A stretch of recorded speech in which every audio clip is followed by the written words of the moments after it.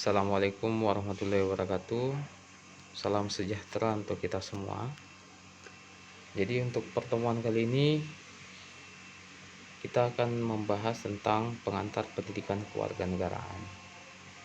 Di mana dalam pengantar pendidikan kewarganegaraan ini kita akan membahas tentang landasan kenapa kita mempelajari pendidikan kewarganegaraan, pengertian, dan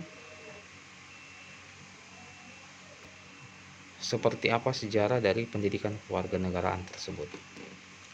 Baik, langsung saja kita menuju ke slide berikutnya. Di sini saya menampilkan tentang RPS atau rencana pembelajaran kita dalam satu semester, di mana dalam setiap tahapan yang ada di dalam slide ini akan kita laksanakan dalam satu semester ke depan untuk mencapai tujuan pembelajaran yang sudah direncanakan sebelumnya. Baik, saya langsung saja pada landasan atau dasar hukum tentang pendidikan kewarganegaraan. Pertama-tama saya mulai tentang fungsi dan tujuan pendidikan secara umum. Hal tersebut kita rujuk pada Undang-Undang Nomor 12 Tahun 2012 tentang pendidikan tinggi, di mana di dalam undang-undang tersebut termaktub tentang fungsi dan tujuan. Fungsi pendidikan itu untuk mengembangkan kemampuan dan membentuk watak serta peradaban bangsa yang bermartabat dalam rangka mencerdaskan kehidupan bangsa. Dan untuk tujuannya itu untuk mengembangkan potensi peserta didik agar menjadi manusia yang beriman, bertakwa kepada Tuhan Yang Maha Esa, dan memiliki akhlak yang mulia, sehat, berilmu, cakap, kreatif, mandiri, terampil, kompeten, dan berbudaya untuk kepentingan bangsa. Jadi ketika kita melihat fungsi dan tujuan daripada pendidikan itu sendiri secara umum, secara tidak langsung hal tersebut termaktub di dalam materi atau muatan materi yang akan dipelajari dalam mata kuliah pendidikan kewarganegaraan itu sendiri. Selanjutnya, masih dalam Undang-Undang Nomor 12 Tahun 2012, dalam pasal 35 ayat 3, di sana disebutkan bahwa setiap pendidikan tinggi itu wajib mengampu 4 mata kuliah. Yang pertama adalah agama, kedua Pancasila, ketiga kewarganegaraan, dan yang keempat bahasa Indonesia. Keempat mata kuliah tersebut wajib diampu di setiap perguruan tinggi yang ada, apapun bentuk perguruan tinggi atau institusi yang ada, baik itu dengan bentuk universitas, dengan bentuk sekolah tinggi, ataupun institusi. Ini semua dari perguruan tinggi yang ada dalam Undang-Undang Nomor 12 Tahun 2012 ini yang dijadikan sebagai rujukan untuk dimasukkan di dalam kurikulum pendidikan tinggi seluruh perguruan tinggi yang ada. Jadi keempat mata kuliah ini wajib dipelajari di setiap perguruan tinggi, baik itu yang memiliki background atau latar belakang pendidikan kesehatan, ekonomi, dan seterusnya. Semuanya mempelajari keempat mata kuliah tersebut. Kenapa? Karena dasarnya jelas, sudah dimasukkan di dalam aturan perundang-undangan, disebutkan dengan jelas bahwa harus mempelajari keempat mata kuliah tersebut. Ketika ada instansi atau perguruan tinggi atau program studi yang tidak melakukan keempat mata kuliah tersebut, maka bisa dikategorikan bahwa pendidikan tinggi tersebut atau perguruan tinggi tersebut atau program studi tersebut itu tidak melaksanakan amanah undang-undang. Ini adalah dasar kita untuk di perguruan tinggi. Menjadi pertanyaan kemudian, sebelum tahun 2012 apakah ada dasar mata kuliah tersebut itu untuk dipelajari? Karena sebelumnya kita tahu bahwa jauh hari sebelum tahun 2012 itu juga materi-materi ini juga diajarkan dalam perguruan tinggi. Jadi dasar sebelum diundang-undangkannya Undang-Undang Nomor 12 Tahun 2012 ini, kita merujuk pada Undang-Undang Nomor 20 Tahun 2003 tentang Sistem Pendidikan Nasional, di mana di dalam undang-undang tersebut disebutkan ada 3 mata pelajaran yang wajib diampu di setiap perguruan tinggi. Yang pertama adalah pendidikan agama, yang kedua adalah pendidikan kewarganegaraan, dan yang ketiga bahasa. Memang ada sedikit perbedaan, ada sedikit perubahan dalam undang-undang yang terbaru ini terkait dengan mata kuliah wajib yang diampu di setiap perguruan tinggi. Ini berdasarkan hasil evaluasi yang dilakukan di dalam kurikulum yang ada dalam perguruan tinggi kita saat ini. Namun pertanyaannya kemudian, apakah Undang-Undang Nomor 20 Tahun 2003 itu sudah tidak berlaku lagi? Tidak, tentu tidak. Karena Undang-Undang Nomor 20 Tahun 2003 tentang Sistem Pendidikan Nasional itu masih berlaku sampai dengan saat ini. Begitupun dengan Undang-Undang Nomor 12 Tahun 2012.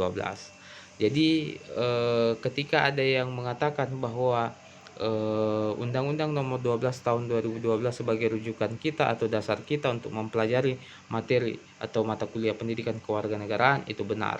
Dan Undang-Undang Nomor 20 Tahun 2003 pun itu pun benar, karena sampai dengan saat ini undang-undang tersebut, kedua undang-undang tersebut masih berlaku.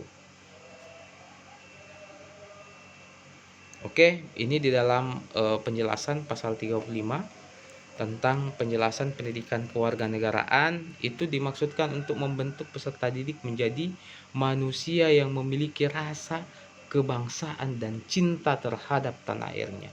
Ini yang kemudian diharapkan untuk dapat kita capai dalam pembelajaran pendidikan kewarganegaraan itu sendiri. Ini tentang visi, ini visi tersebut saya kutip dari surat keputusan Dirjen Dikti tahun nomor 38 garing Dikti garing Kep garing 2002, di mana di sana disebutkan bahwa sumber nilai dan pedoman penyelenggaraan program studi dalam mengantarkan mahasiswa untuk mengembangkan kepribadiannya selaku warga negara yang berperan aktif menegakkan demokrasi menuju masyarakat madani. Jadi ini adalah visi pendidikan kewarganegaraan menurut surat keputusan Dirjen Dikti, dan misinya itu untuk membantu mahasiswa mewujudkan nilai-nilai dasar perjuangan bangsa Indonesia, mewujudkan kesadaran berbangsa dan bernegara, dan menerapkan ilmunya. Ya, tidak hanya diwujudkan dalam sikap dan kepribadian kita yang kita miliki, tapi dituntut untuk dapat kita menerapkan ilmu yang kita miliki tersebut secara bertanggung jawab terhadap kemanusiaan atau lingkungan yang ada di sekitar kita. Jadi ini pun masih dalam tahapan kita merujuk pada surat keputusan Dirjen Dikti tersebut, di mana diharapkan di sini mahasiswa itu memiliki kemampuan berpikir kritis, atau dalam dewasa ini biasa kita sebut dengan critical thinking yang sering digembar-gemborkan, terutama Mas Menteri dalam hal ini sering mensosialisasikan terkait dengan kemampuan berpikir kritis yang diharapkan dapat terpatri di dalam mahasiswa itu sendiri. Selanjutnya, memiliki sikap yang rasional dan dinamis, ya, berpandangan luas sebagai manusia yang intelek. Ini semua untuk mengantarkan mahasiswa kita berwawasan kesadaran bernegara dalam bela negara, cinta tanah air, kesadaran berbangsa, mempunyai ketahanan nasional, dan memiliki pola pikir yang komprehensif dan integral pada seluruh aspek kehidupan nasional yang ada. Saya pikir tujuannya hampir sama dengan yang sudah disampaikan sebelumnya. Di sini pendidikan kewarganegaraan ini saya kutip dari pendapat Henry Randall White yang mengatakan bahwa ilmu kewarganegaraan itu merupakan ilmu atau hubungan antara manusia dengan individu ataupun manusia dengan lembaga atau badan, atau hubungan individu dengan negara atau pemerintahannya. Jadi ini menurut Henry bahwa ilmu kewarganegaraan itu mencakup tentang ilmu yang mempelajari antara individu dengan individu dengan individu yang lainnya, dan individu dengan lembaga atau pemerintahan yang ada. Ini pengertian terkait dengan kewarganegaraan secara umum, di mana kewarganegaraan itu adalah suatu yang berhubungan dengan warga negara, dengan negara, yang lebih kita kenal sebagai citizenship, seperti yang sudah digambarkan sebelumnya tadi, di mana citizenship yang dimaksud dalam hal ini merupakan keanggotaan yang menunjukkan hubungan atau ikatan antara negara dengan warga negara. Jadi merujuk juga pada yang sebelumnya dikatakan oleh Henry bahwa kewarganegaraan itu adanya hubungan antara warga negara dengan negaranya, atau individu atau manusia dengan pemerintahan yang ada. Ini pengertian-pengertian mungkin bisa dibaca lebih lanjut terkait dengan pengertian-pengertian. Saya cuma tampilkan saja di sini. Di sini saya mengutip dari Kamus Besar Bahasa Indonesia, tertuang di dalam Undang-Undang Nomor 12 Tahun 2006. Nah, sekarang kita masuk pada sejarah pendidikan kewarganegaraan. Jadi lahirnya pendidikan kewarganegaraan atau civic education ini pertama kali muncul pada tahun 1790 di benua Amerika atau di Amerika Serikat, di mana pada waktu itu di Amerika Serikat memiliki keragaman suku dan budaya yang sangat kaya, atau banyak sekali suku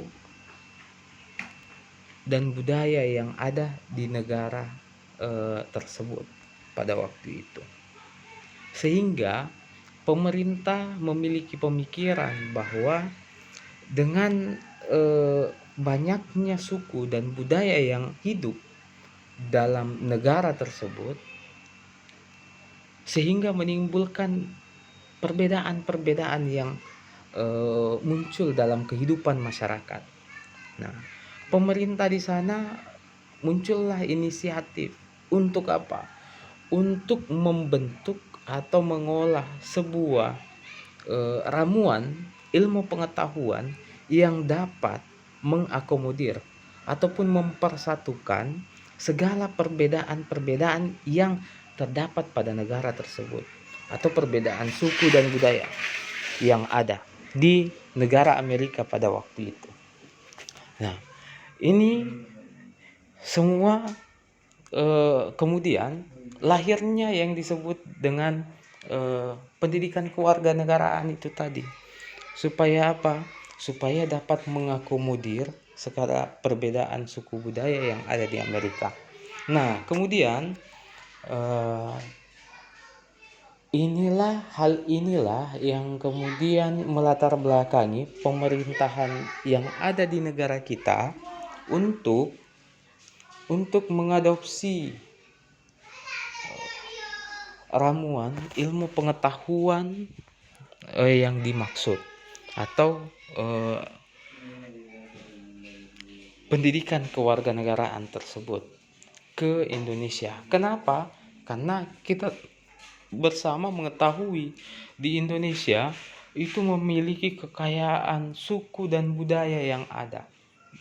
Jadi menimbulkan banyak perbedaan pada masyarakat yang ada di negara kita. Dengan adanya perbedaan tersebut yang kemudian pemerintah dalam hal ini menganggap bahwa pendidikan kewarganegaraan itu dapat mengakomodir, dapat mempersatukan segala perbedaan-perbedaan yang ada pada masyarakat kita. Nah, inilah kegunaan daripada pemerintah dalam menjawab segala tantangan yang dimiliki oleh negaranya. Jadi dengan adanya ilmu kewarganegaraan yang kemudian dapat memperkokoh ya segala perbedaan-perbedaan itu dapat diikat menjadi satu yang kemudian mempersatukan suku dan budaya yang ada di negara atau di suatu negara untuk dapat melaksanakan penyelenggaraan pemerintahan yang berdaulat secara bersama-sama tanpa menunjukkan adanya ego di masing-masing kebiasaan atau adat atau suku yang ada di negara kita. Jadi ini mungkin sejarah singkat yang bisa saya gambarkan kepada saudara-saudara sekalian. Sekian, terima kasih atas perhatian saudara-saudara sekalian dalam pertemuan kali ini. Mohon maaf ketika ada kekurangan. Wabillahi taufik wal hidayah. Assalamualaikum warahmatullahi wabarakatuh.